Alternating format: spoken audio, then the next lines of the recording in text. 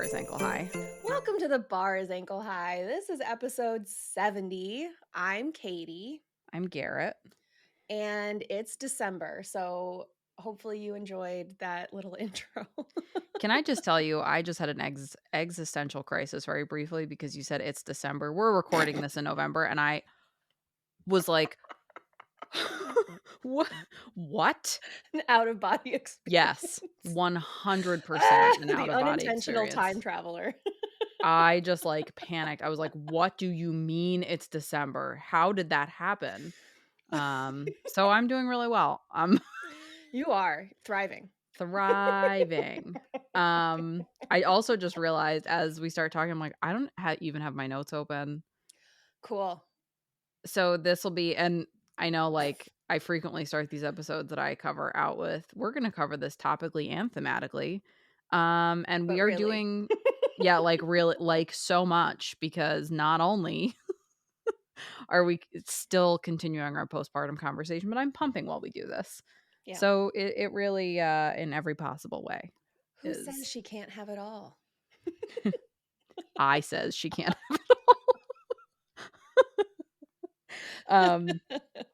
And it's oh, do we have housekeeping before I launch myself into random thoughts? I don't think so. Just the reminder that Patreon subscribers at all tiers are still getting ad-free episodes. So We're sign working up on for it. Patreon if you don't like ads, or if you also just like us and want to help us keep the lights on. Because We like lights. Help sorry keep about the Katie's dog. Christmas lights on. Help Katie keep Yeah, her Christmas lights I on. might I might tackle that this afternoon. I have like a whole list of things like chores that I need to get done this weekend, but Ugh. I might do the Christmas lights this weekend or today because we also are going out to dinner tonight, just as like a date night. And Cute. yeah, we're just going to Cheesecake Factory because we have a gift card, Yeah. but I don't care. Yeah. So today, another topical and thematic coverage. Um we are going to continue our postpartum conversation. Um And, the last couple of weeks, I did talk about my birth story, or at least parts of my birth story, which I was really not planning on covering. I was like, I don't think people are really gonna wanna hear that. And I was not planning on including it, but it is kind of hard, I guess, to talk about these things without kind of including your experience with it. Um, Yeah.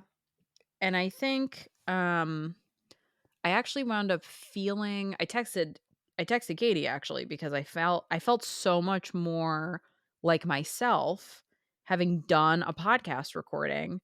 And even though I'm like talking about baby stuff and birth and I'm still like in that headspace, it was time where I was like doing something that I had done pre-pregnancy, pre-baby, something that's like very kind of disconnected from parenthood. So I think it was good. I think like for mental health purposes, it was good to kind of take that little break from things and do work Yeah. stuff. I think that's something that I've heard from a lot of women who have had kids, and that because I mean, at least in the circles that I run in, all of the women that I know had jobs before they got pregnant Mhm. and are used to working. Right. So even as much as, and it's never like I don't want this kid, but it's you I've seen a lot of discussion of like kind of missing your former self a bit, because even though you've got this 9 months or 10 months leading up to delivery to prepare for the baby, you don't really have a way to grieve or mourn or put away your former self. No, it's like And it's a very weird kind of process because it's a long period of time. And I kept describing it as like feeling like I was standing on a beach and a hurricane was coming.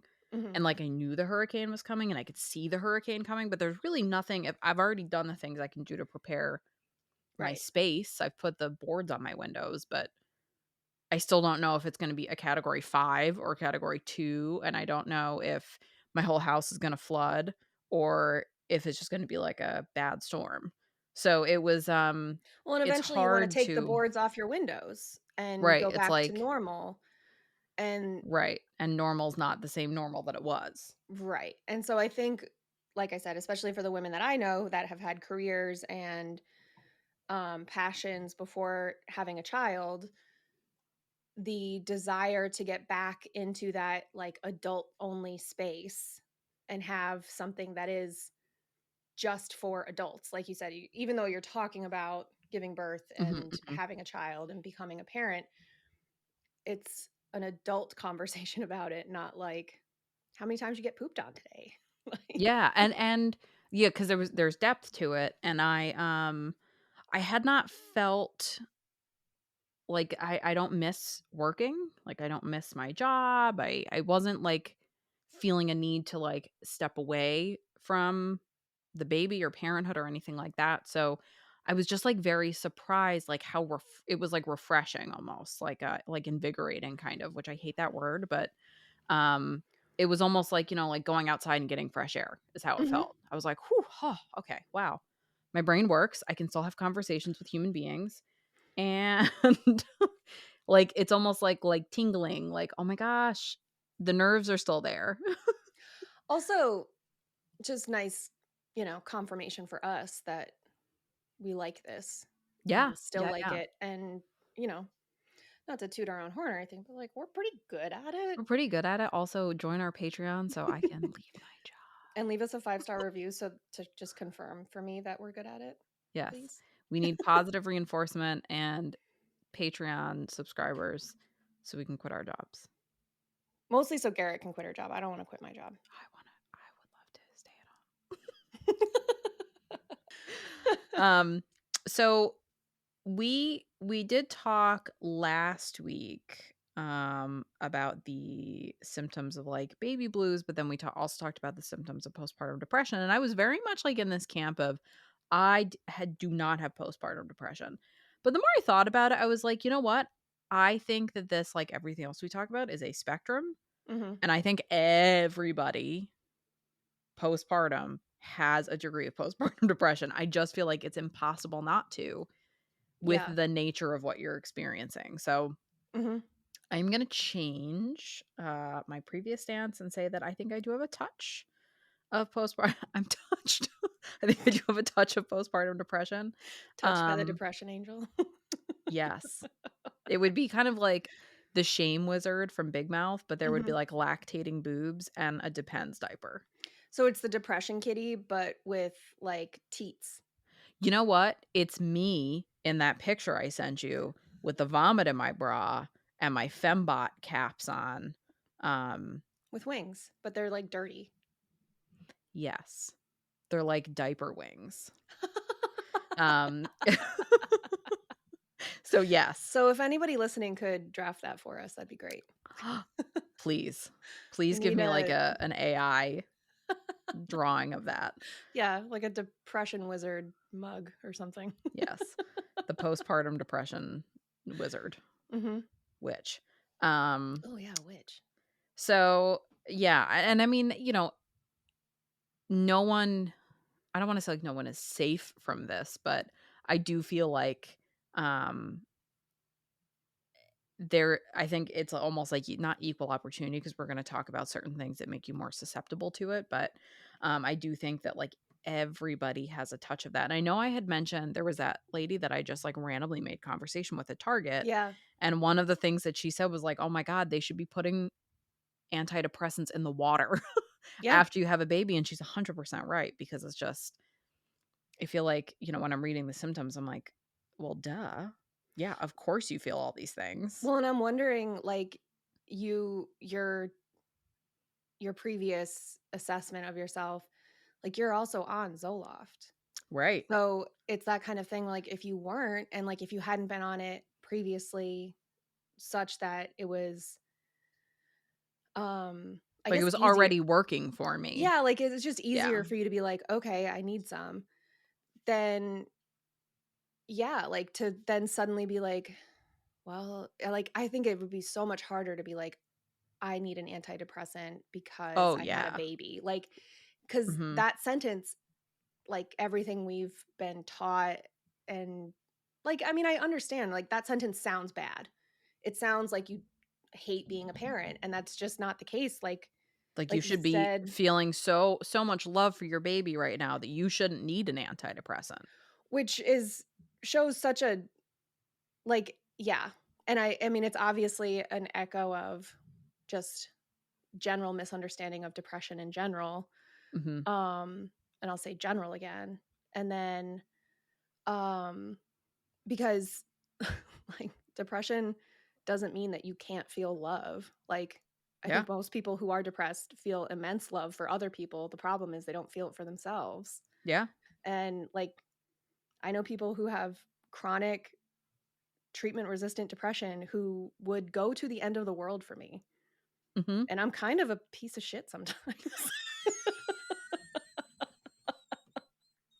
but they'd still do that because they love me. Oh, that was good. But that's like, it's just a very honest thought, like, my spouse would do anything for me, I'm like, "Sometimes I'm an asshole." Oh, for Sure. sure. Sometimes he's also an asshole. Sometimes I send my boyfriend pictures of engagement rings and sale notifications. Not that he's asked for them or made any Sometimes I'm a indication that piece he's of gonna shit. buy me a Oh ring. god, that was good.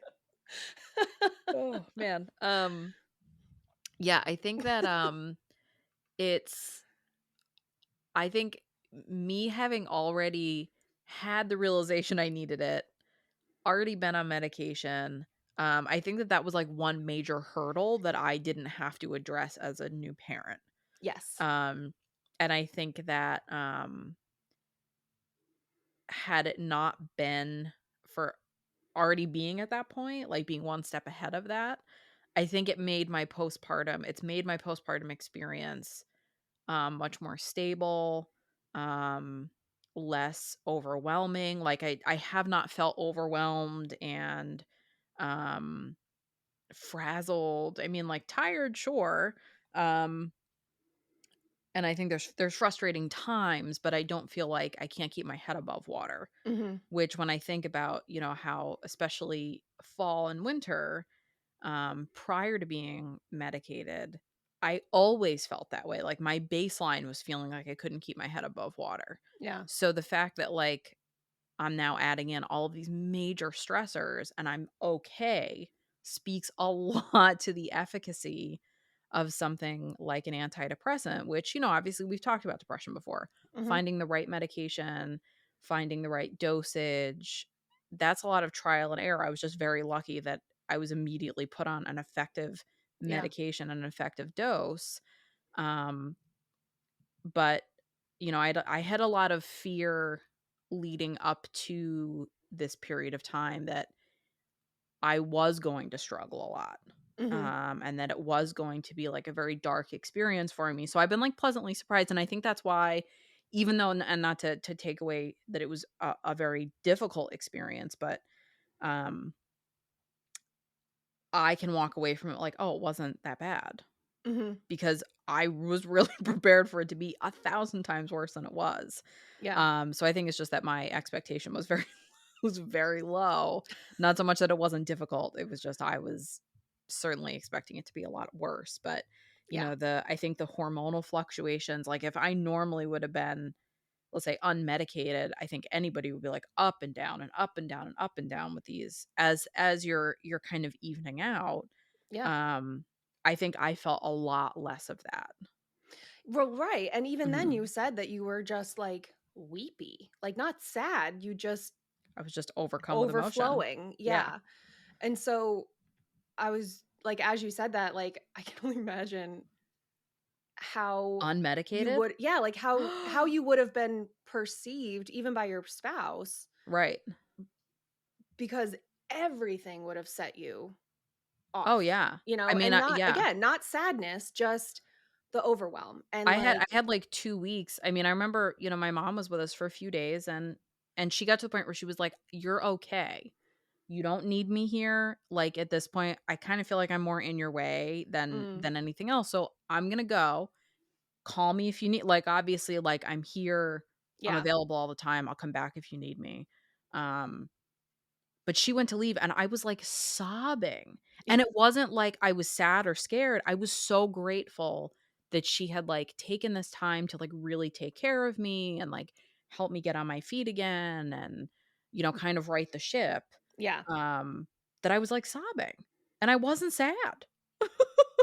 It was just, like, it was such a I've never experienced anything like that because 'cause I've never been, like, a really like, a big crier. yeah, And I just, like everything just, like, pushed me, like, right over the edge, like, it just made me, like, oh, like, so overcome with feelings.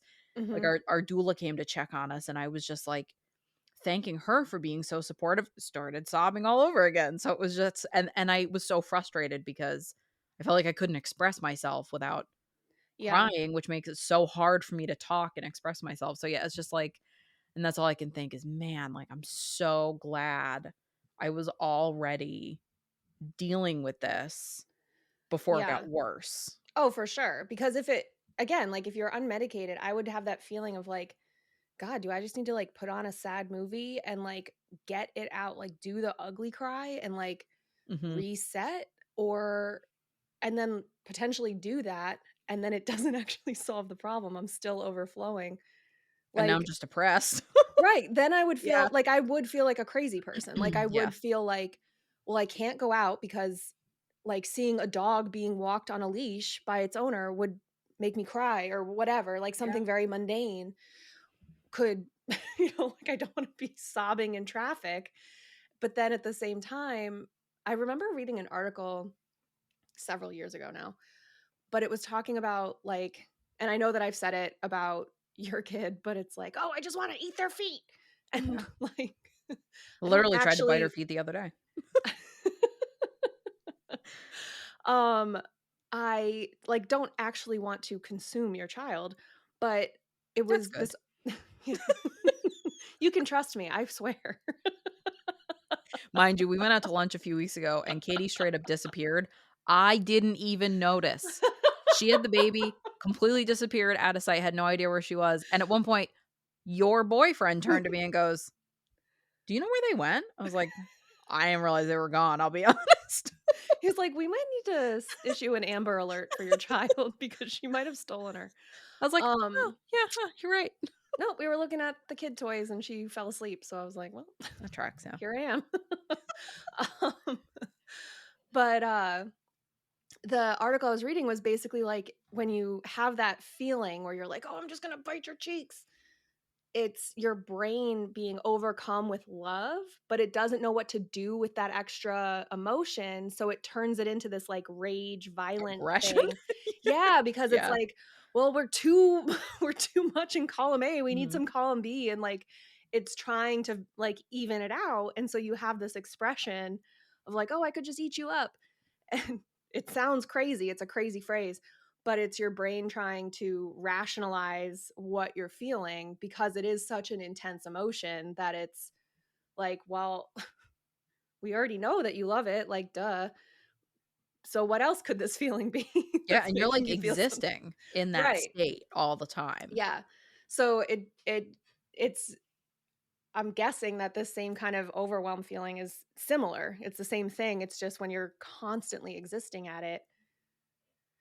God, how exhausting. Exhausting and, like, also, um and it is isolating because nobody else is sharing in that. So, like, obviously, my spouse is also feeling this, like, overwhelming love for this baby, Right. but But he's not getting the hormone she bullshit. doesn't have the hormone Yeah. shifts, so I mean, he does to a degree, and I actually probably, now that I'm thinking about it, I didn't cover that, but I probably should, so if we wind up having to do another episode, which I'm sure we will, I'll have to add in, like, the hormonal shifts that exist for the other partner, That's um, probably useful too, because even like, I wonder how that would be affected by, like, same-sex I was couples. just thinking the same Yeah. thing, yeah, because I mean, it's I would he imagine that there's, like, sympathy like, as a woman, if my partner had the baby, right.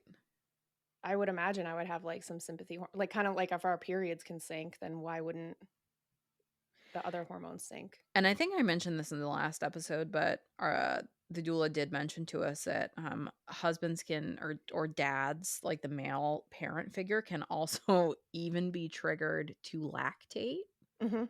um, which I shouldn't find hysterical and really funny, but I do.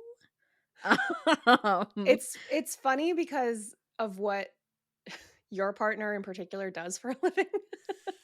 walking around a warehouse with oh my god. Um, yeah, it's so I think, like, by nature, the whole experience, is kind of isolating. You know, you've got the physical recovery going, with the hormonal shifts and, at minimum, the baby blues, but more than likely baby blues and then postpartum depression. So it is, and you're also at a phase where it's, like, trying to get out of the house is kind of overwhelming.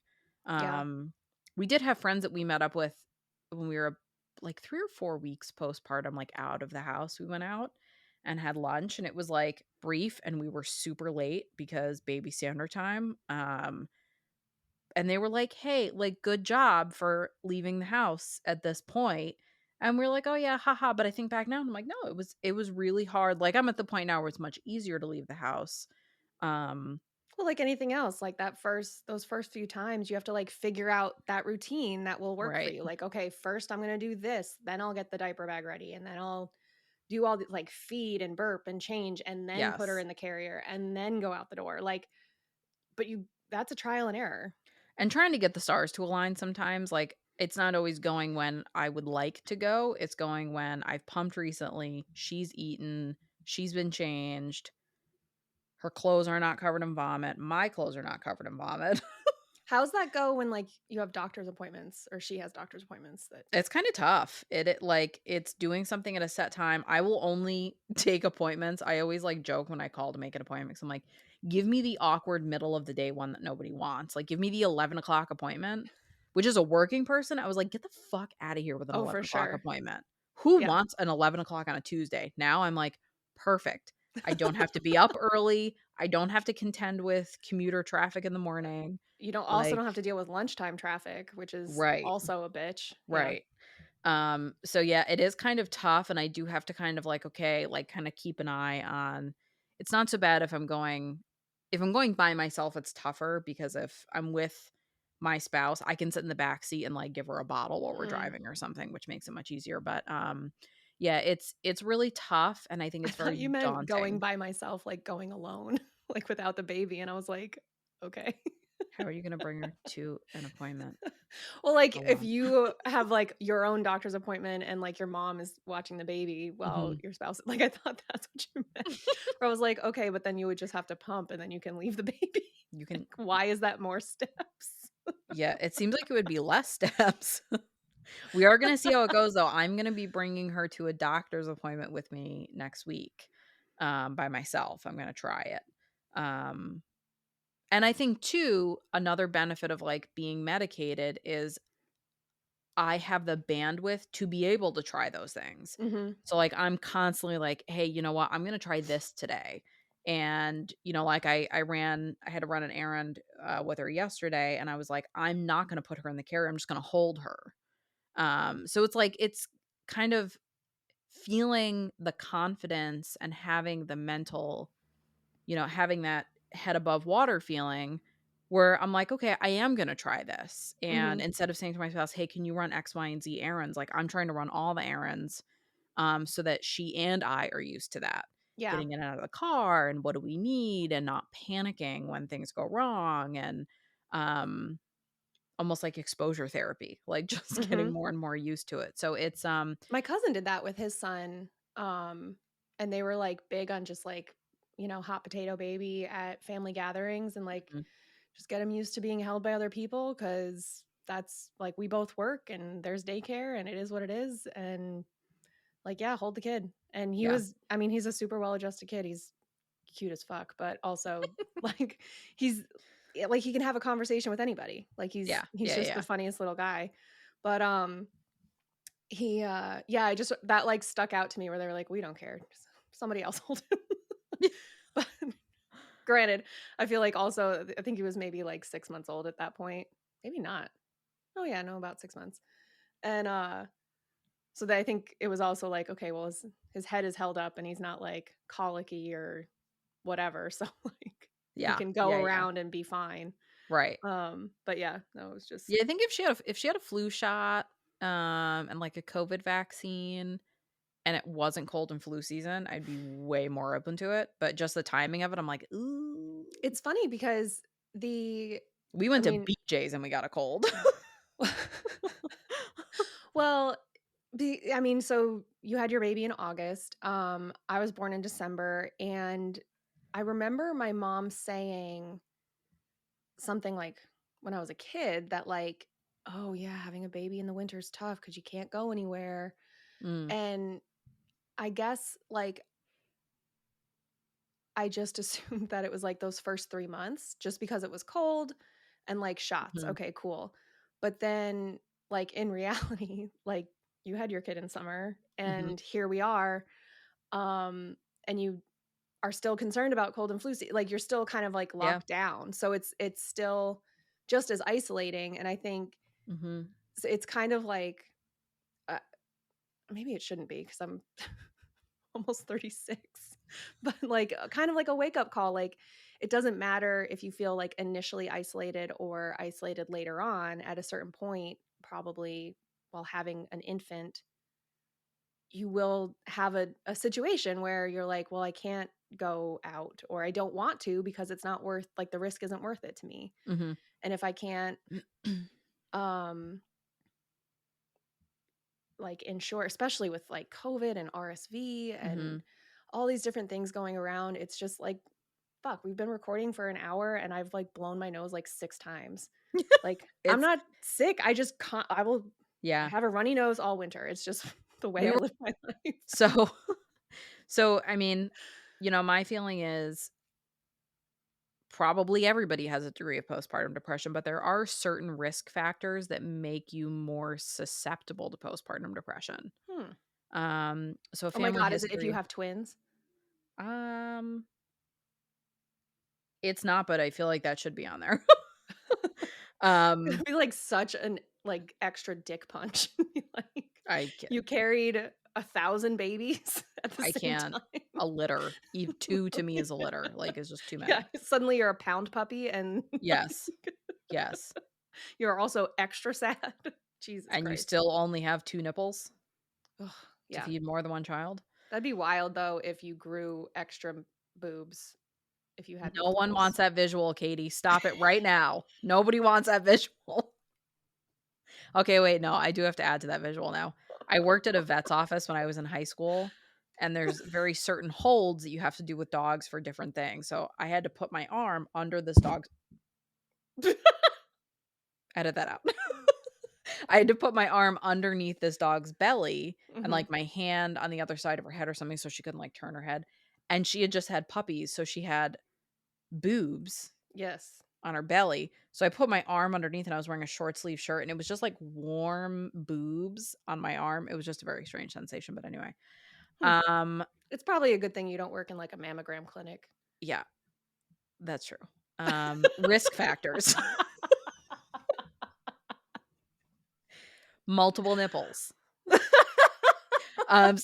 History or family history of depression or, like, bipolar disorder, um, lack of support systems, challenges with a previous this is from The Office on Women's Health, by the way. Challenges with a previous pregnancy or birth, relationship or financial problems, alcohol or drug use disorder, having an infant that has special needs, problems with nursing, an unplanned or unwanted pregnancy, having had depression before or during pregnancy, experiencing abuse or adversity as a child, having a difficult or traumatic birth, um, if you are currently or have had experienced domestic violence and are under the age of 20, and really any like relationship struggles, money problems, like experiencing stressful life events. Obviously, like, stress is really gonna contribute to depression during a period like that. And that's what we said, I don't know, last week or the week before, like, life keeps going even Right. though you've got even if it's just those first 3 weeks of baby blues, so to speak, everybody else, like, you know, you might still have a terminally ill parent or whatever that you need to deal Right. with Right. that's going to compound how you're feeling anyway. Right. Um, Under 20 though, that's interesting. Under which I'm sure some of that has to do with, stress. The Well, yeah, and stress then of also, like, our brains aren't fully formed until we're, like, 25, but then doesn't the baby, like, eat some of your brain? Isn't that, like, a thing? I would Do you know really what I'm love talking for about? Katie to, like, teach a course. She could be like, "So then the baby eats your brain." I mean, I think that so I have seen it described, and I think I mentioned this, that, a new mother's brain on imaging mimics that of somebody with schizophrenia. I think that you just have, like, I mean, this is just my, like, explain to me like I'm 5 version of this, but, like, the draw on your brain function is so much more, um, and I'm sure there is an element of it. I mean, the baby's sucking, like, calcium from your body, so I'm sure it also eats brains, why not? If it eats bones. Okay. The brain decreases in size during pregnancy and increases in size after delivery. Oh, interesting, interesting. Yeah. Um, So, yeah, if you have a underdeveloped brain that then mhm. is shrinking for a period of time. Yeah. Apparently, brainfacts.org says researchers believe this shrinkage indicates a quote fine tuning unquote of nerve cell connections. Yeah, so your brain is just so busy Mhm. doing all of this other functions and building, Right. um, that it Yeah, it's shrinks in building size. That's something new wild. while trying to also finish building itself. Yeah. So that makes sense. Well, and think about it, I mean, in today's standard, the average age of a new mother has increased dramatically Mhm. in the last, 30 years. Um, Yeah. so now if somebody has a baby in their 20s, they're young. Yeah, it's horrifying. Um I know, like, I still like, what's that tweet? And it was like, "I'm a teen mother. I don't know what you're talking about. I'm in my 30s, but I am a teen. I am very young. I am basically a I need child." social services interventions for this. And you think about that, like, even just the social stigma of that, under the age of 20 having a child. Oh, Um, for and I think it's also it goes back to that community thing. So there's that question of like, are you pregnant at 20 because you're part of one of those fundamentalist religious groups that you don't mhm. have a choice? Are you a sister wife? Are you a dogger? Right, exactly. And Yeah, so, but if that's the case, then you may have some more support as a new mom from the other women in for your sure. community, um, than if you are not from one of those communities and a young mother. Yeah, And, you know, let's assume all good things and you chose to get pregnant and you're in a committed, healthy relationship which with your again, partner. at 20 under the age of 20 is unlikely. Right. Unlikely and It's a very but changeable time. let's Right.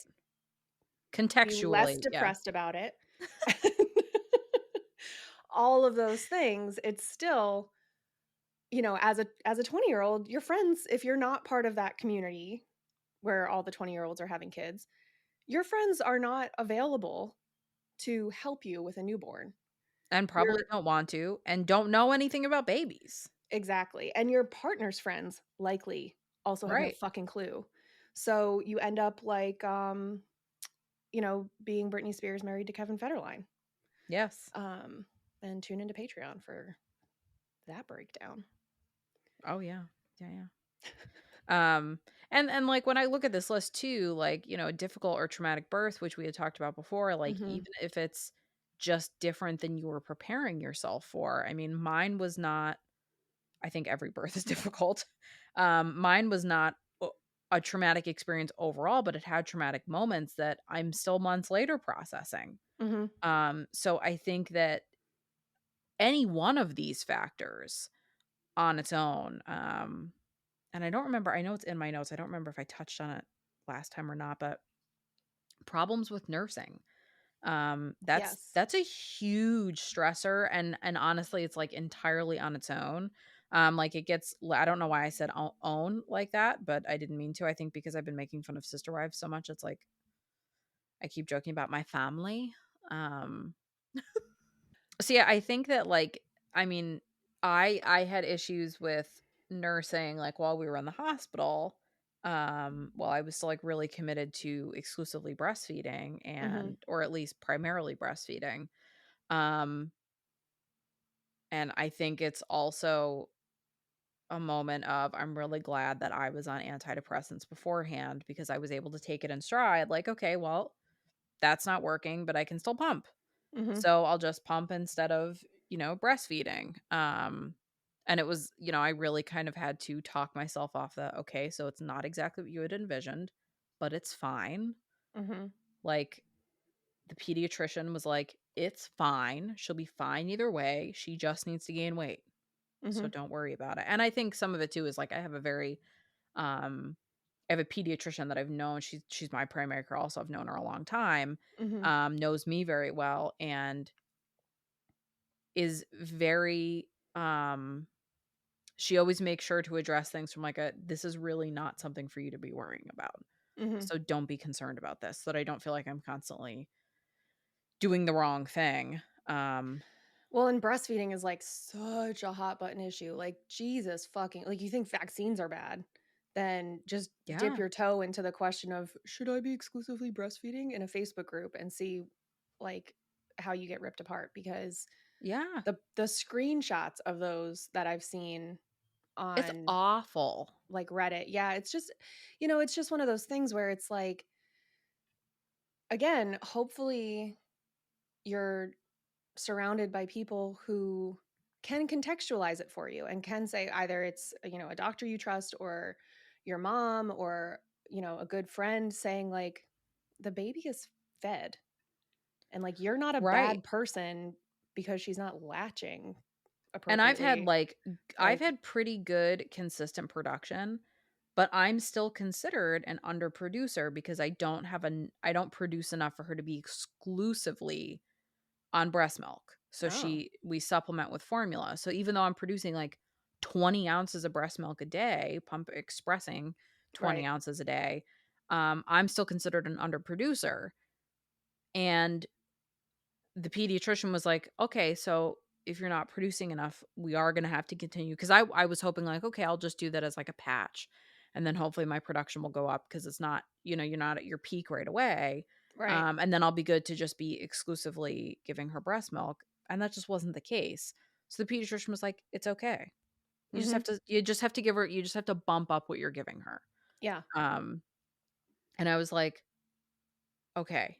So I had to, like, change my mindset on it that this isn't gonna be a temporary thing, it's just gonna be how she's fed, but she wasn't gaining weight because she wasn't yeah getting enough. So it had to be like the pediatrician had to be like, "She's not getting enough. I know you're trying your hardest and you are doing your best. We just have to give her a little bit of extra help, and there's nothing wrong with that." But I know some people that have just ditched breastfeeding right from the get-go because it was too stressful and it was affecting their mental health. And I mhm can 100% see how that happens. yeah Um, and it's stressful. I mean, I know, like, times where my supply has dipped, I've gotten really concerned because I just wanna get her through cold and flu season, and I'm like, right "Oh my god, she's not getting enough. Oh mhm my god, now I gotta do this." So yeah. And it's it's tough. hard, again, it's hard to keep that perspective of like she just needs to be gaining weight. Like we just want the kid fed. And it's the Right, same thing with like a toddler when they only eat baby carrots and chicken nuggets.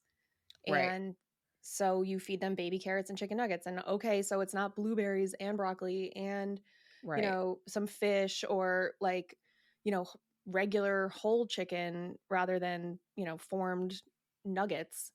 But right. like who the Sometimes it's fuck just cares? about Like the kid getting is the just eating. calories. Right. Exactly, and my dietitian mentioned this at one point to me because she was like, when we were just teaching me about hunger signals, but she was like, "Kids will do that because, like, that's what they're craving," and that's, like, the whole trope of, like, "Oh, this kid is gonna eat um, every apple in your house. So then the next week you get extra apples and they don't touch them again. And it's because that one week they needed whatever vitamins are in the apples. Their body Mhm. was like, that's what I need. So that's what I'm going to eat And also very exclusively. ADHD. I can't tell you how many times I've been like, "Whoa, man, I gotta get extra of this." And then I don't eat it Yep. because then my brain's like, "You can't eat that again. Yeah. Why would you ever eat another apple ever again in your life?" Yep. And then as soon as they go bad, I'm like, "I want an apple." Exactly. And so Yeah. it's just that kind of thing where, with a toddler, I think it's also a little bit easier because it's like toddlers are terrible anyway and nobody Yes. likes them. So,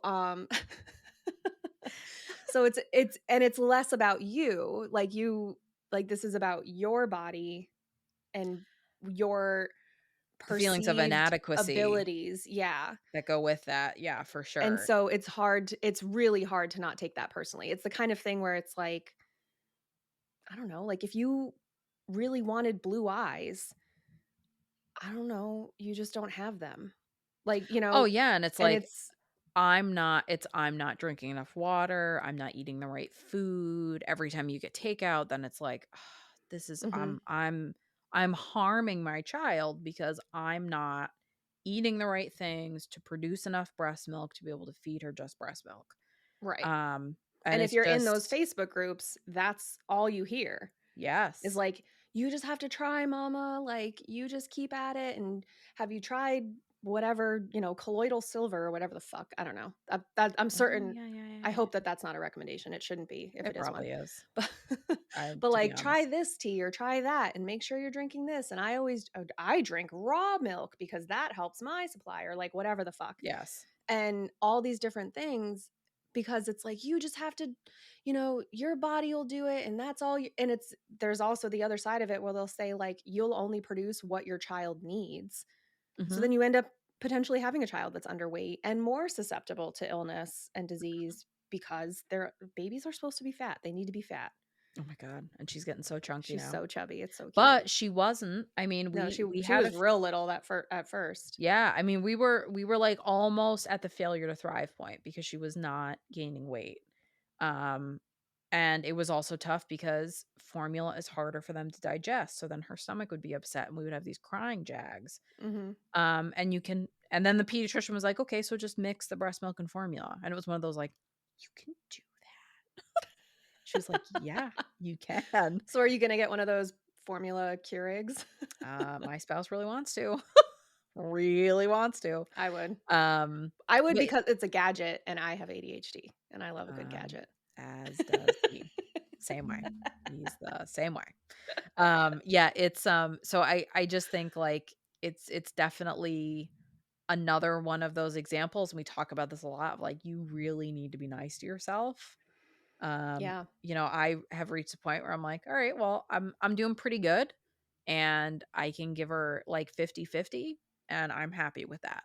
Yeah. I was able to get some frozen, so, if I need to stop sooner, if my supply dips, which can happen, like, when you get sick, I mean, there's definitely certain things about breastfeeding that are factual. There's, like, factual ways to increase supply and, like, data-driven things that you can do, but a lot of it is, like, you just kinda gotta go with the flow because such is such is life, you know what I mean? And you can't fight everything and not Mhm. every and you do get into that, like, with the diet culture thing where it's like, "You're not enough." Mhm. Man, you got enough shit going on. You don't need to be now blaming yourself for not producing enough breast milk.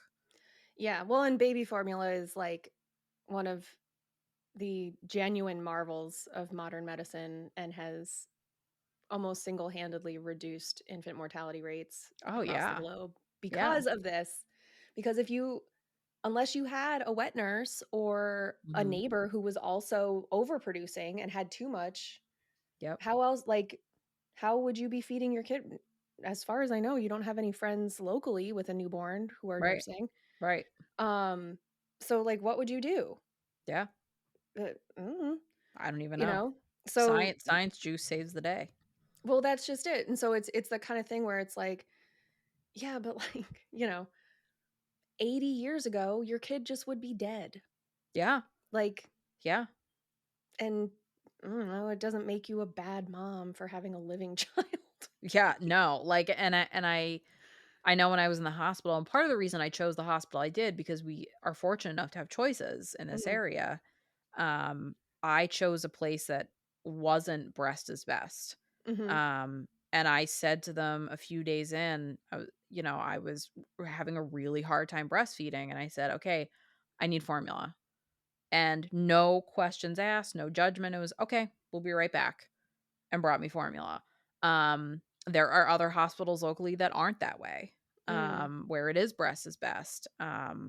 And I mean, I was at the point where I was like on the brink of probably a pretty bad infection, because it just wasn't, we were having a hard time.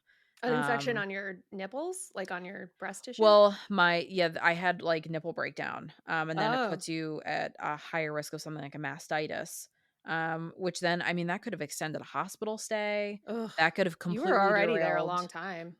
Yeah, I mean, I was there I 4 days. was so bored. Listen, I was too. We left at the end of that 4 days. We went in on a Monday morning and we left Friday afternoon, and I had not left that room since I got brought into that room late Monday night, early Tuesday morning. Yeah, it was like a jailbreak. Oh, it for sure was, and let me tell you, overstimulated, going from not having left the room to a busy hospital hallway, I was like, Well, because labor and delivery too, like, I only know because my mom used to work in that unit specifically, and so I had been there before because I had Mhm, to do some volunteering thing, so I was, like, putting together packets of papers, it's cute. back in the '90s Yeah. when they had paper, Mm, and, stuffing envelopes. but, like, ev it's all soft lighting, Yeah. and, like, everybody's pretty quiet The unless rest of the somebody's, hospital like, is jarring. mid-labor. Oh, yeah. Yes. Like and it's a huge I mean, it's a level 1 trauma center, it's just a huge hospital, but, Yes. yeah, like, compared to the rest of that institution, labor and delivery is pretty calm. I was, like, just walking as much as I did with that incision. I definitely, like, did too much walking because normally you would, like, take a wheelchair out to the parking garage. Yeah, I Um, thought they made you do that. It's like nope, a liability thing. nope. And I also was like, "No, I think I'm okay." Like, I was pushing the stroller, so it's like I have something to kinda brace myself, like, I'm fine. And I have a tendency to do that thing where I'm like, "No, I'm fine." And then hurt myself because I'm trying so hard to be fine. Yep. Um, which First would daughter be who? Or yeah, who's the eldest daughter? Um, it's like that would be the title of my memoir is like, "No, it's okay, I'm fine. The story of how I hurt myself accidentally." Katie's Um, mysterious tum-tum bruise. yeah, like I got out to the car and every speed bump we went over, I was like, "I'm gonna die. I'm gonna die. I'm gonna die." It was just like too much, too fast. But yeah, it was like really jarring leaving that hospital room after like 4 days of complete like You deprivation. need, like, the horse blinders, but, like, also with, like, a Yes. little top part. You need, like, the glaucoma sunglasses. Yes, that's like what I needed. It was so Yeah. bright, it was so loud, and people were walking fast, Yes. and I'm like, Which is the also person who's jarring. walking really slow, and it was just one of those, like, I'm not just, like, sauntering, like, I physically cannot walk faster than I am, or I feel like I might come undone like like, I'm just gonna unzip and fall Mhm. apart. So yeah, it was just, it was a very jarring experience, but, I was at a place that didn't ascribe a value system to how you were feeding your baby. They Yeah. definitely, like, gave me lots of encouragement and feedback and techniques when it came to breastfeeding, but when I made the call, like, "Hey, I need some help with formula," or, "Hey, I need to send this baby to the nursery for a little bit because I haven't slept in 36 hours," Mhm. sure. Um, They're like, "As long as you don't drop it on the floor, we don't mind." oh god, what a nightmare. I was so afraid of that. Fortunately, like, I prop myself up with pillows, but that's the other thing too, they don't want you to sleep with the baby on you asleep because Right. it's dangerous, but when you haven't slept for, like, a day and a half Mhm. and you're so comfortable and the baby's so warm and asleep and you're, like, out, and I kept joking with them when they would come in, I'd be like, "Oh, yeah." You get so Like, comfortable. that's a bad joke, ma'am. Yeah, they're like, "Stop joking about that." But at the same time, you But know what? terrifying when you go home because it's drilled into you. Yes. And I Um, definitely like, I think everybody has certain things that they are, like, hard and fast, baby rules that you oh my god, go cute, that they violate, like, you yeah, have people who are like, "Okay, I'm not following this rule," or I'm putting a coat on this kid in the car seat," like, one of the, things you're not yeah. supposed to do. Mine was definitely, like, there are times where I had to nap with her on my chest. Mhm. Obviously, I'm gonna make sure, like, there's no blanket, she's gonna be able to breathe, and she's positioned okay, and everything's, like, supported, and, nobody's, like, falling over, but that was one of the ones that I violated because it was survival. It was like, if Yeah, I don't catch up on some sleep, I don't yeah, know what's gonna happen. Also, if I'm not sleeping, my supply is gonna dip, and so, yeah, it's just yeah. everything feels like a chain reaction, Mhm. when you're like that. Um, Which, and I'm yeah, would be even harder to rationalize when you're 20 and having a baby. 100%, like, and I think that to myself a lot, like, wow, I'm really glad that I did this at this point in my life and not when I was younger because I'm so much mentally and emotionally better equipped now than I Mhm. was then, and also, like, more financially stable, but, definitely, my ability to process things and anticipate things and is just so much stronger. The skill set that I have is so much better in my 30s, in my mid-30s than it was in my mid-20s. Um, Yeah, I think about that a lot. Like, I don't love the idea that I'll be basically an octogenarian when I have a kid, but as long as you're not an octomom, octogenarian, I think it'll be okay. but yeah, it is that sort of thing where I'm like, yeah, but like the way that I deal with 100%. like even like a screaming baby, like Yes. very rarely does like a screaming kid in a store or at a restaurant like make me wince. Mhm. Um and even then it's like that shrill scream where it's like, "Whoa, that kid is pissed." Yes. Um but it's the kind of thing where I'm like, yeah, I can kind of just like take a deep breath and be fine, which is also it's interesting that like the average age of first time parents is older, and we're also seeing this proliferation of like gentle parenting and like let's talk through our feelings, because I Mhm. think that that is a maturity thing, and Yep. I'm less likely to react to a child having an outburst because I'm like, okay, you're a child having an outburst and I don't need to match that energy. um Right, and you're not manipulating me, you're just having a hard time. right. Which I think too, and I think that attitude has even changed towards babies, where there Hmm. used to be this attitude of like, "Oh, they're faking it or they're doing this," or and I'm Oh, it's like, still there. I've seen some screenshots. Don't worry, some people still think that your 2-month-old is manipulating you, yeah, and it's like, I sit with her which is and psychotic, by the yeah, way.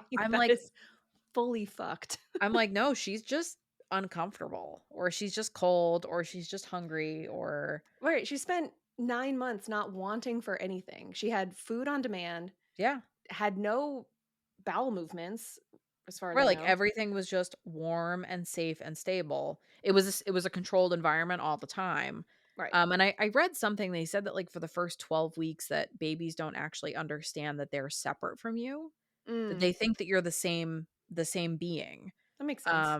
Yeah, and it makes perfect sense, which kinda goes with that 4th trimester thought of, like, okay, so, the baby should have been in there for, like, another 12 weeks. Mhm. So it made perfect sense to me when I read that. I was like, "Oh, of course. Of Yeah. course that's what they think." And it's also, like, at the point where they still can't really hold their head up, they're not really aware of things, Well, so right. And still every time they need you, you're holding them. So every right, time they get something that they need, you're attached to them. right. So yeah, of course they would think that you're still the same person. And therefore, when they can't see you or smell you, something's wrong. Oh, yeah, yeah, and they freak out. Yeah. Makes perfect sense to me. Like, there's only been a handful of times where she would really freak out. My mom be like, "I think she needs you. I think she needs you to soothe her."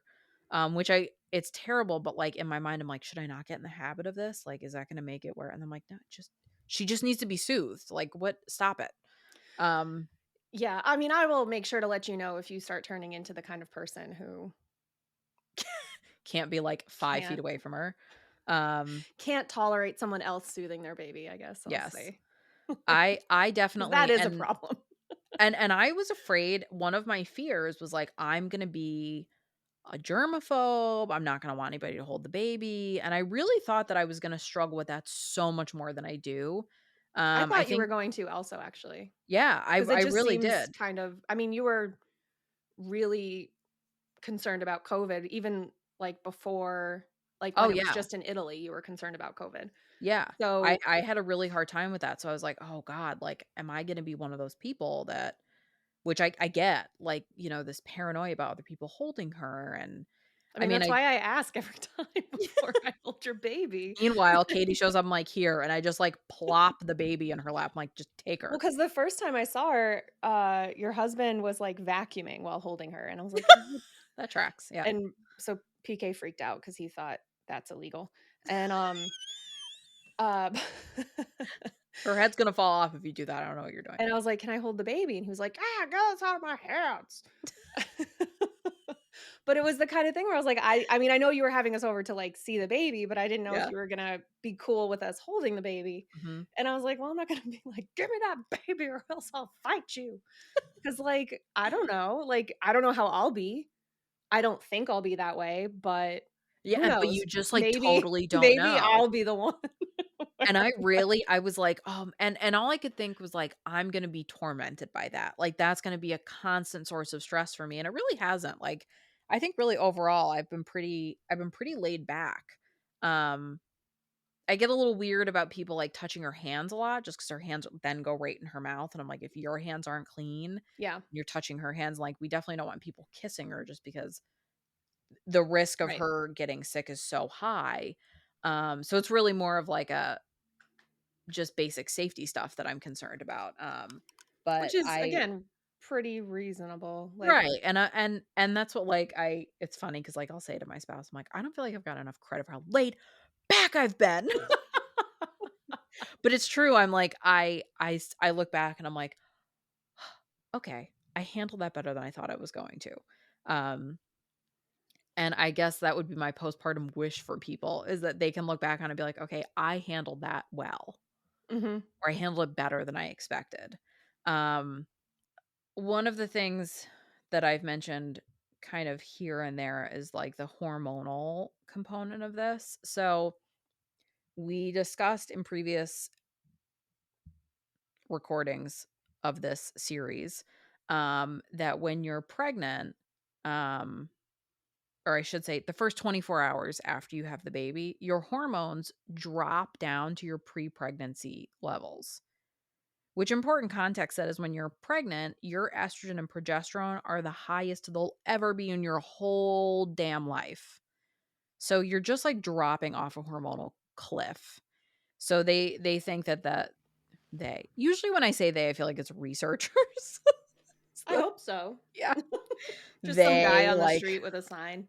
Oz is the one who's saying that that sudden change in hormones is what they think that is like really what is leading to this postpartum depression. Yeah, Um, and it's similar to the hormone changes before your period, but obviously it's like a much bigger change yeah. because your levels are so much higher. Um, Which pro so are these hormone changes after birth also worse if you have PMDD? I mean, probably because you think about the mental health you're taking somebody that's already sensitive to those changes. Mhm. And I'm actually surprised that they didn't have that listed in like a risk factor Oh, yeah. category, but probably because, like, PMDD is one that they, like, won't really diagnose. Right. Um, Are you sure you're not just moody? yeah, that's just PMS. You're kind of just a bitch as a person, so that's probably your problem. People still love you even though you're a piece of shit. Um, but yeah, you're taking somebody who's, like, already sensitive to hormonal shifts just for their period. So if you have a bigger drop like this, like I'm Yeah. sure 100%. And then if we're looking at it through the lens of ADHD, Ugh. in that 24 Forgot hours. about ADHD. Yeah, oh, fuck. Um, I when hate it here. you've got this drop off, your ADHD symptoms are gonna be, like, bad. Like, at Mhm. a time, you're also fatigued, you've you're also adjusting to, like, all of these new things, like, your brain's, like, recircuiting. Um, so, yeah, you're and, I mean, how many times have I said to you, like, "Oh, my brain is mush. I can't there's no thoughts." It's just, like, Yeah, random little firings of, like, things I have to do. Yeah, I would say my ADHD, postpartum is I can't even give you a what I think it's doing because it's so not on my radar as yeah. something to pay attention to that who fucking knows? It's probably feral. Like, like when a cat spends too much time outside by itself and it Yeah. becomes feral, that's what my ADHD is right now. I have feral ADHD. Maybe it has rabies too. We don't know yet. I won't know until I have to rein it in. God It was knows when like that'll happen. late May 2020 when everybody was realizing we weren't gonna be let outside, Yep. and then we all just collectively lost it. Yep. And then it happened again in, like, September when we realized we were going into a COVID winter. Mhm. Yes. Yeah, when they were Um, like, "Masks on again, everybody." and you're like, "What?" Where though? Yeah. Outside too. Okay, cool. Cool, cool, cool, Oh, good. cool. Oh, so even if we're 6 oh, okay, 6 feet, yep.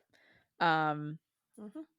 so to touch back on, like, what we covered in, like, those original hormone episodes, your menstrual cycle begins with menstruation. That's, like, the first day of your follicular phase, It's which is also a bef cell phone company.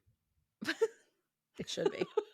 Um, so when before that egg is released, the levels of estrogen and progesterone are low, and you've got the thickening of the endometrium, your uterine lining that breaks down and is shed, and then the bleeding begins. So when you have that low estrogen, your ADHD symptoms are worse. So that's why usually, when you're PMSing at the start of your period, the reason that you're struggling so much mentally potentially is because of those low estrogen levels.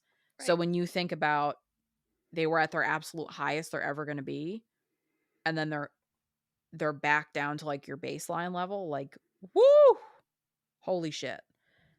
Which Um, also makes sense. So in that episode where Katie Charlwood was on, she mentioned mhm, how when she was pregnant, she was like in the best mental state that she'd ever been in. which is not unusual. And that makes sense though. When Yep. you have like super high estrogen and your ADHD is like You're cruising. behaving. Yeah. Yeah, so like then all of a sudden to have that drop off, you'll feel like you're nuts. You I was one of those people who did not have that experience. I was just so tired all the Yeah. time that it just made like focusing was so hard. Um Well, and you were like processing kind of like a new promotion and having like hiring new people and having to train them yes. before you went out on maternity leave. So Yeah, I like there was a definitely lot going had on yeah, and I that think that was was it too, yeah. that the, demand on my brain was much Yeah. higher in addition to, like, pregnancy stuff, that I Mhm. couldn't there was no coasting. Yeah. At a time where I, for sure, 100% would have been coasting otherwise. Yeah. Because I mean, I remember sitting at my desk not being convinced that I could actually stay conscious because I was so tired, Mhm. especially first trimester.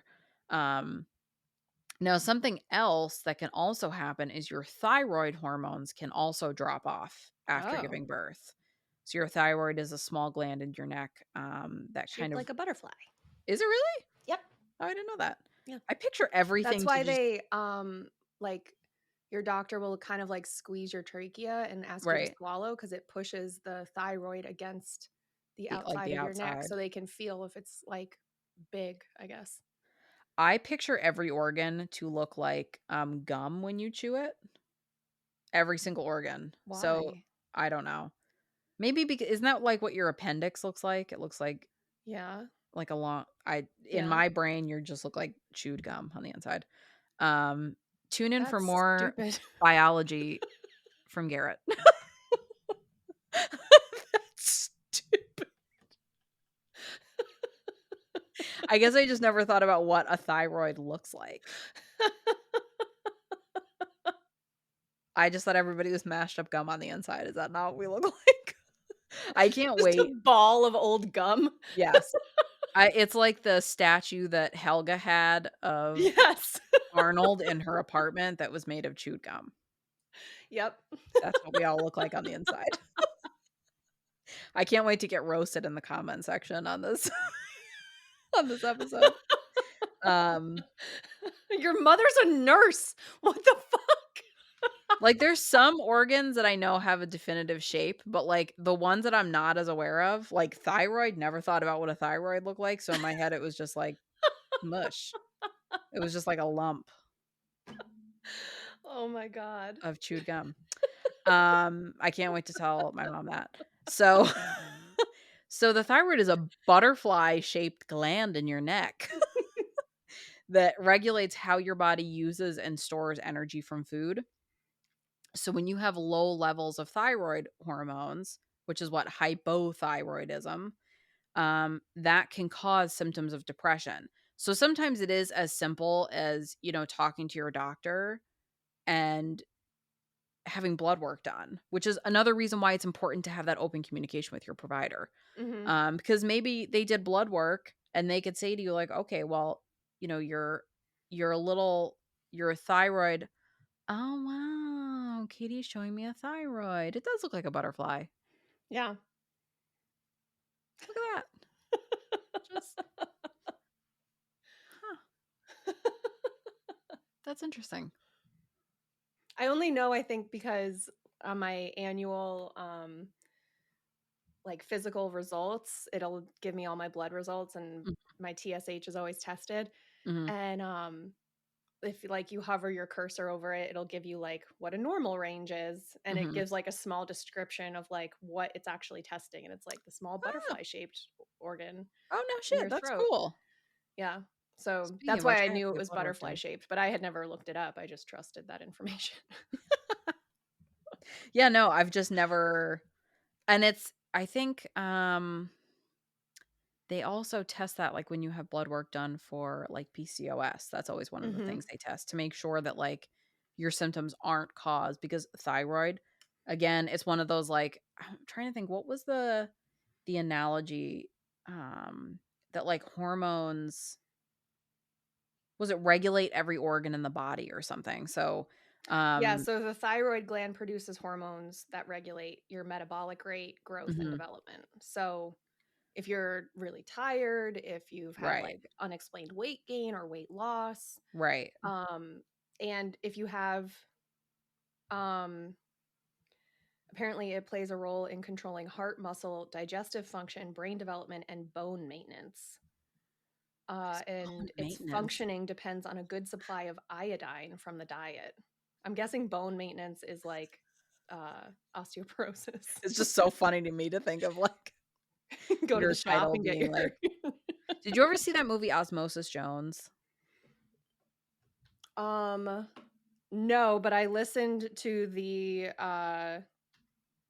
Sawbones episode about it.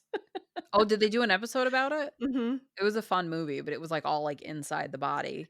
I saw like bits and pieces. I don't know that It was it's good. kind of like Grown Up Magic School Bus basically is I don't like even know my if it was takeaway. grown up. I think it was still a kids movie, but, I think um yes, but it had like a live action component because they were in Bill Murray's body, right? oh, I don't remember that. I just remember Yeah. them being, like, in the body, and all I can think of is, like, somebody's name being, like, bone their title being, like, bone maintenance. Um, but, yeah, like, there's the thyroid and I know, like, my doctor, every time I have blood work done thyroid gets checked. Yeah. So it is important to have that open communication with your provider because something like a blood test, they could go, "Oh, shit, like you need thyroid medication." That could give you a lot of relief from some of these postpartum symptoms. Plus, like you want your you wanna be functioning the best you can. Mhm. So, if you've got something wrong with the way your thyroid is working, maybe that would make you feel a lot better. Oh, for Maybe sure. you still need antidepressants on top of that, but, if you can alleviate some of these symptoms with something like that, 100%. Um, so when we're looking at treatment for postpartum depression, Mhm. um, one of the things that you see that comes up a lot is, like, "Don't suffer. Stop suffering."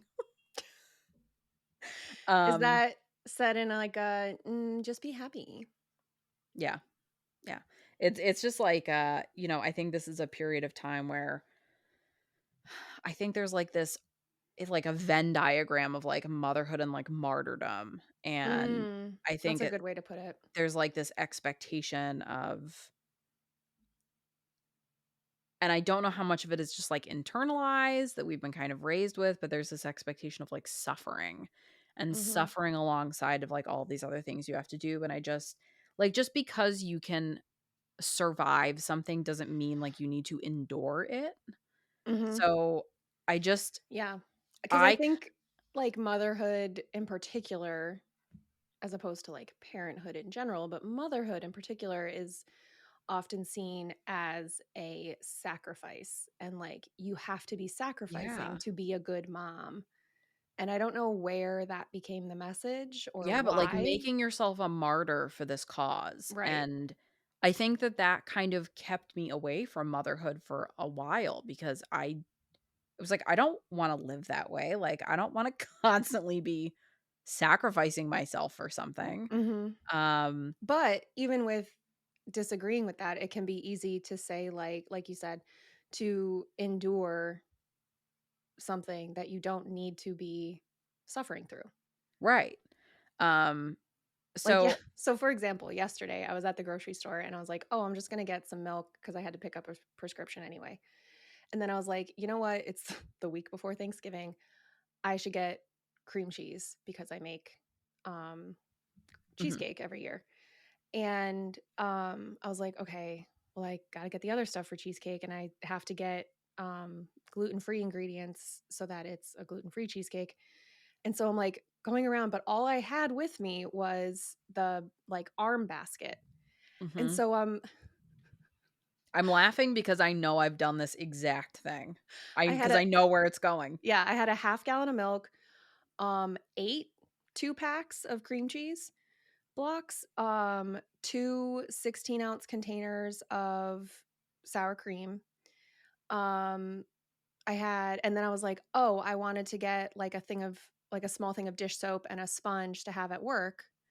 And so I was like, "Okay, I'll grab those things." And then I also had to get like coffee pods and these like little things that by the end of it I was like, "Oh, fuck, I'm in the wrong aisle. I got to go like where I couldn't find these fucking gluten-free graham crackers to save my goddamn life." And I'm like schlepping this no shit, probably 50-pound thing around the Yep, grocery store.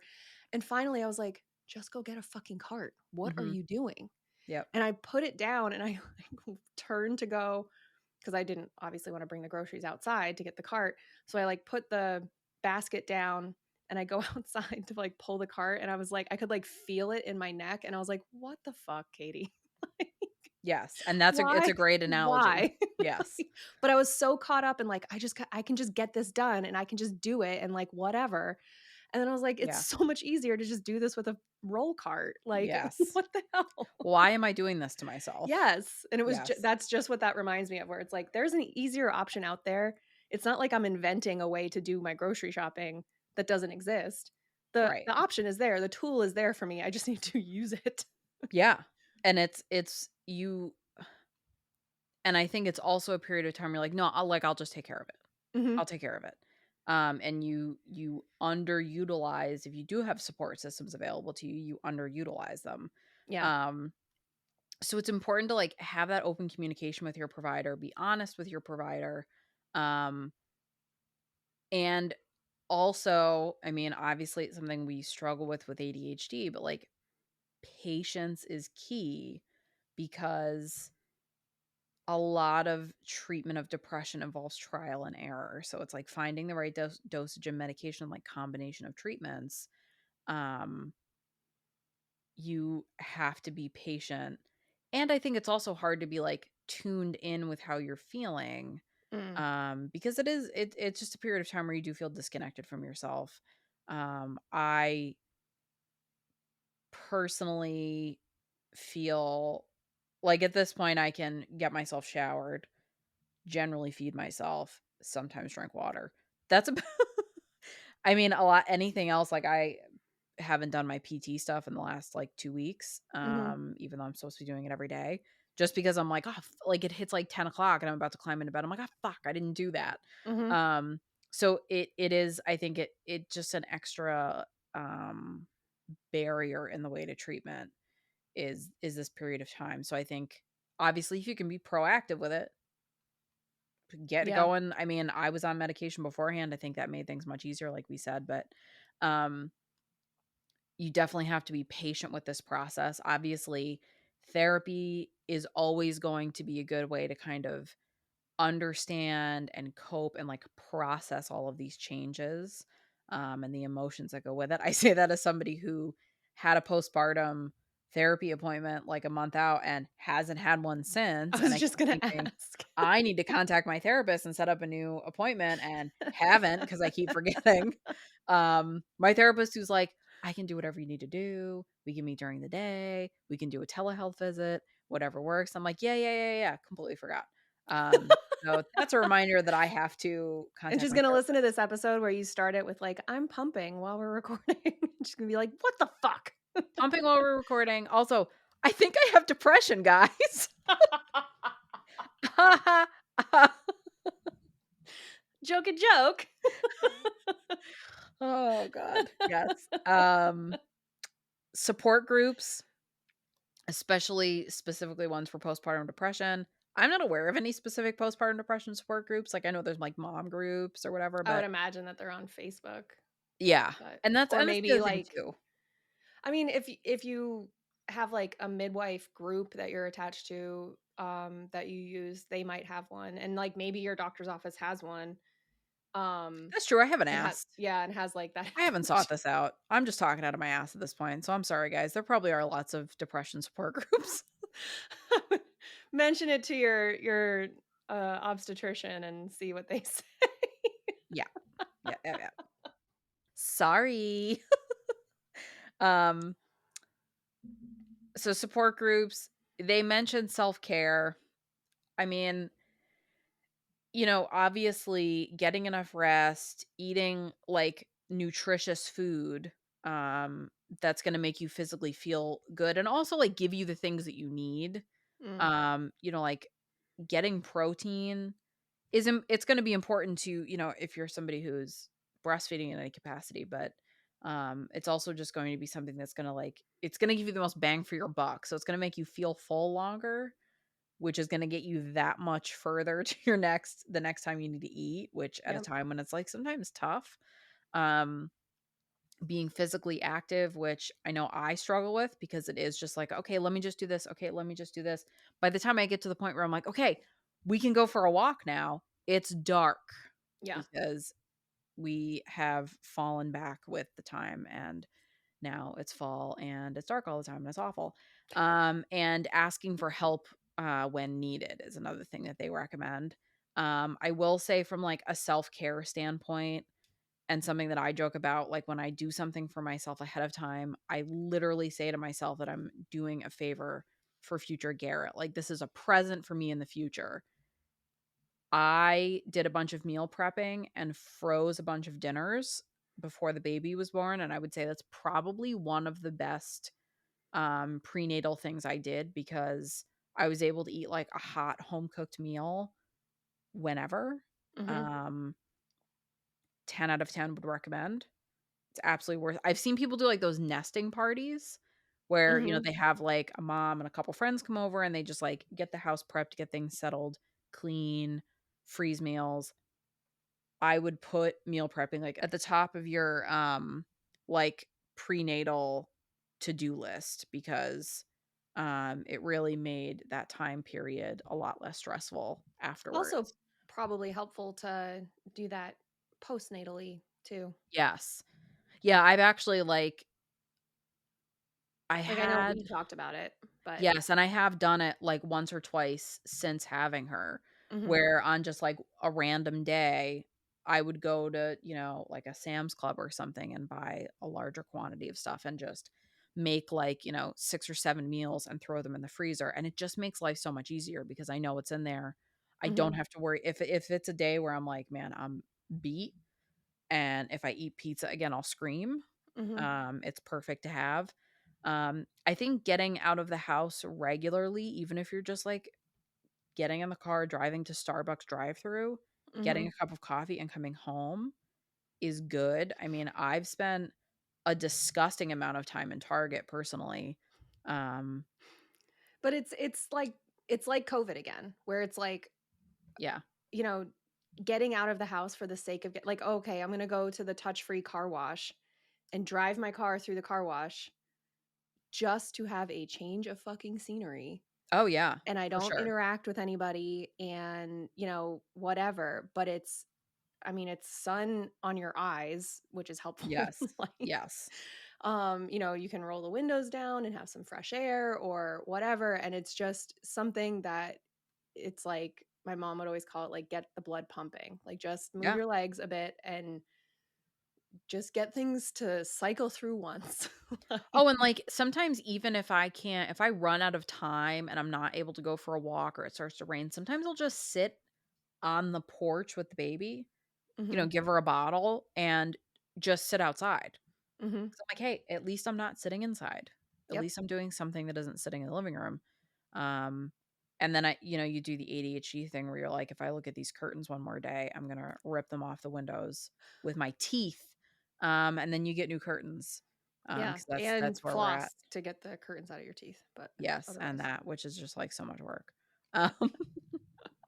Um but yeah, I think, like, really making a concerted effort to get out of the house, it does help, and, mhm. I'm comfortable enough, running errands with her now that, I go on errands that I don't need to go on just to not be in the house. It Um, happens. yeah, it I do definitely that, and I don't have a baby, so I'm still laughing, but and I'm a piece of shit, so I'm gonna laugh about that all day. They also recommend, reaching out to your support system. So family, friends, if you have somebody that can sit with the baby for an hour so Mhm. you can maybe have a hot cup of coffee or catch up on some sleep or take a walk. I know like sometimes I'll spend a couple days with my parents and I'll be up with her, like, early in the morning. My parents will come down, I hand her off, and I go back to bed for, like, 2 or 3 hours That sounds just to, amazing. like, catch up. It's so and then I wake up and I'm like, "Oh my god. I feel great."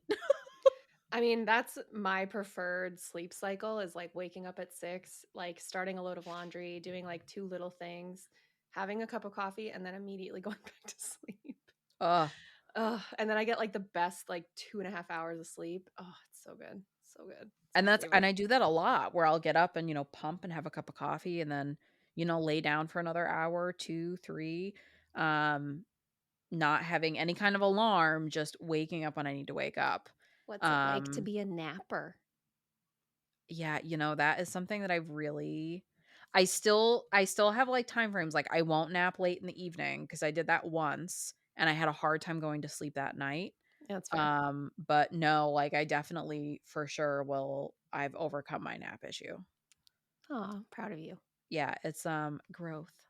Who would have thought one of the big changes in my life having a child would be that I nap now because I was always very anti-nap. And so Um ironic that, like, as this comes out, it was, like, exactly a year ago that I told Harvard to eat a dick, for our Oh, sleep yeah. episodes. Yeah, yeah. We're actually almost at exactly, let me see, so we're recording this on the 18th. On the 21st, it'll be exactly a year since we had IUI.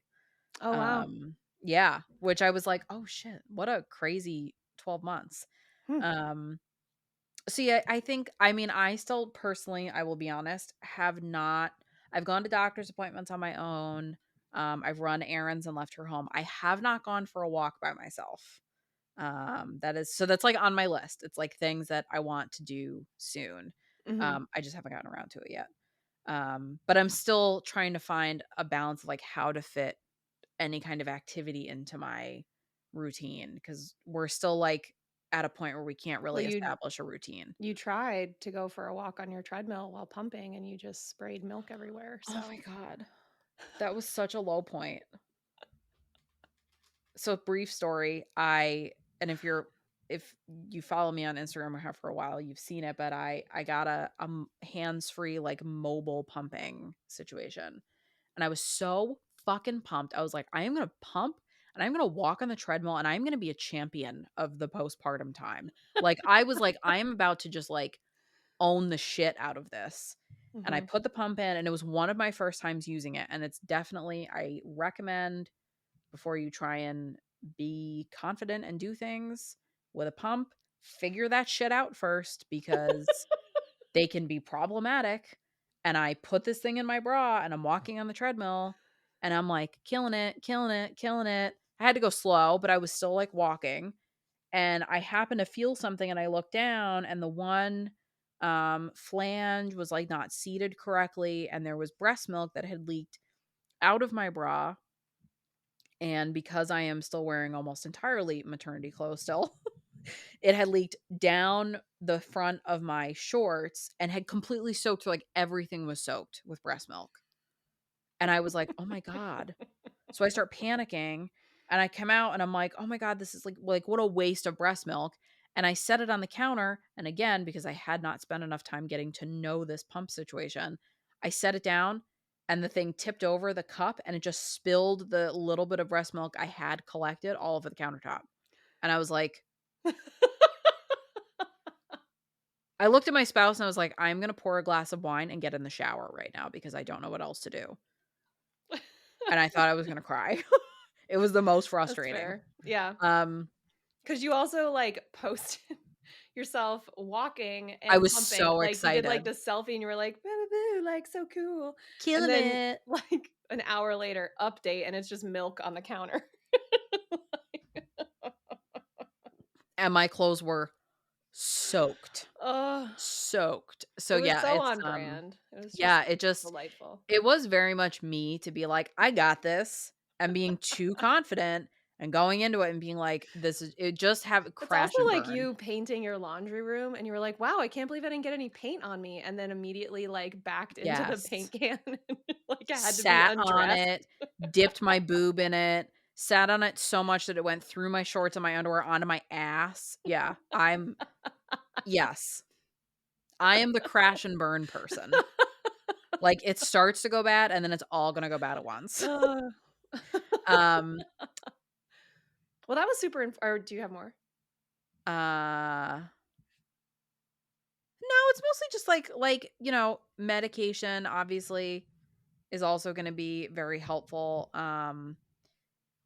There are some that can be taken while you're breastfeeding if that's a factor for you. Um, Again, they can take a little bit to work. Maybe you need to try different medications. They said that I guess the FDA also approved a medication, called brexanolone to treat postpartum depression. Um, and they actually give it IV for two and a Oh. half days. Um, but you can't take it while you're breastfeeding? So I'm, like, surprised, but I don't know what makes this special, but they listed it completely separate from any other antidepressant. And there is an oral version of that as well, that they approved to treat postpartum. And obviously, all of these things can be taken you can mix and match these treatments for whatever's going to work for you. It's a naturally occurring neurosteroid, which is made in the body from the hormone progesterone. Okay, so that's probably to give you, like, a step during that hormone drop off, Mhm. which is interesting. It is a GABA it's in the GABA A modulator class of medications. Well, considering I thought that your thyroid looks like a piece of chewed gum, that isn't, basic enough for me. It was apparently approved in 2019, so it's been on the market for a while. Um, because of the risk of serious harm due to sudden loss of consciousness, patients must be monitored for excessive sedation and loss Oh, of so consciousness. that's why they're doing an IV. Right. And it's administered, yeah, via an IV infusion over 60 hours. Um, That seems like a lot. they should not drive, operate machinery, or do other dangerous activities until feelings of sleepiness from the treatment have completely gone away. Yeah, when you're operating heavy machinery immediately postpartum, be careful with this brexanolone. um, Yeah, that's interesting. Hmm. and this is like one of those mix and match. So if therapy and medication are really effective for you, if maybe just therapy and a support group are really effective for you, but I think finding the time to balance these, I'm calling them self-care, but really these treatments of postpartum depression, finding a way to balance those, is hard. So I think being patient with it, knowing that, like, all of those things, even if it's not like a night and day difference, they're still helping. You're not doing any harm by stepping away from this baby for an hour to go for a walk. Um, and untreated, it can affect your ability to parent.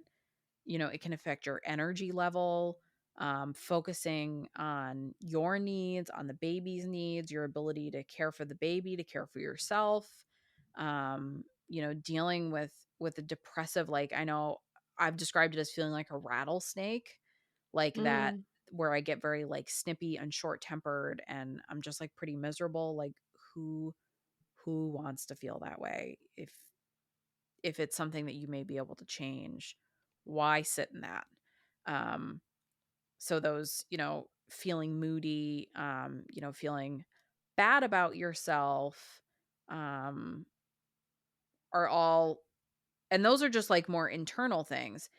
If you've got postpartum depression that you're not dealing with, it can actually even affect the development of the child. So, delays in language development, problems with bonding, which can also then cause behavioral problems, Hmm. more crying or agitation, more difficulty dealing with stress. And they actually said that, and I don't know if this is more like something that is more like feeding based, but it can also result in shorter height and a higher risk of obesity in preschoolers. So I think that there's a lot of, focusing more on like the developmental things, not getting that face-to-face time, not getting the same bonding and interaction can have a major impact on the development of a baby. So even if you're not looking at from how it's affecting you long term, Right. it also has an effect on kids long term having untreated postpartum depression. Hmm.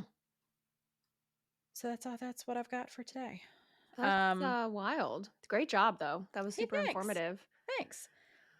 When we revisit this, what, after the new year in another few Yeah. episodes, we're gonna talk about postpartum anxiety. There's also some postpartum OCD, that can kind of coexist with that. Hmm. Postpartum psychosis, how postpartum affects the other parent. Um, and we'll get a little bit more into postpartum and ADHD. So we've this'll I'm assuming this is just gonna be like our other hormone episodes where I'm like, it's gonna be 2 episodes, and it winds up being like 5, because it just branches into other things. So we'll continue this conversation. It'll be ongoing. If there's something that you felt like I didn't address or should include, let us know, because I like this being an ongoing conversation, because for me personally, it's also an evolving thing. Hmm. So let us know. Yeah. No, great job. Good research. Hey, thanks. Yeah. You guys can follow us on Instagram at the bar is ankle high, and we do a weekly episode title poll. Um, that goes out on Tuesday evenings, so you can participate in that for a chance to win a free logo sticker. It's great. We I have love the polls. Sorry. We have merch at bit.ly/ankle-high-merch. You can join our Patreon at patreon.com/thebarsankle-high. And as a reminder, no matter what tier you sign up for right now, there's $5 a month anklets and $10 a month limbo champions. Everybody's getting ad-free episodes while we get back into the groove of doing bonus episodes, um, and figuring all that out for ourselves. So go join our Patreon. And is there anything else? Oh yeah, leave us a 5-star review anywhere you can. No less Because than 4 stars. yeah,